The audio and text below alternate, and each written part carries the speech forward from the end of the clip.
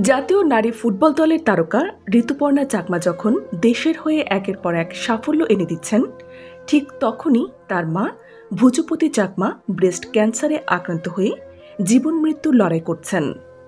অথচ টাকার অভাবে থেমে আছে তার চিকিৎসা। রাঙামাটির কাউখালীর পাহাড়ি গ্রাম মগাছড়ির সন্তান ঋতুপর্ণা এখন পরিবারের একমাত্র ভরসা। বাবা ক্যান্সারে মারা গেছেন 2015 সালে। ভাই বিদ্যুৎপৃষ্ট হয়ে 3 বছর আগে মারা যান। পেশাদার ফুটবল খেলে সংসার চালান ঋতু। সাম্প্রতিক এএফসি উইমেন্স এশিয়ান কাপে মিয়ানমার ও তুর্কমেনিস্তানের বিপক্ষে গোল করে দলকে জয় এনে দিয়েছেন তিনি। অথচ রাষ্ট্রীয়ভাবে দেয়া ঘর, রাস্তা ও চাকরির প্রতিশ্রুতি এখনো বাস্তবায়ন হয়নি। ঋতুর বড় বোন বলেন, আমরা সরকারের সহযোগিতা চাই। মায়ের চিকিৎসা, ঋতুর নিরাপদ আবাসন ও আমাদের কর্মসংস্থানের ব্যবস্থা হোক।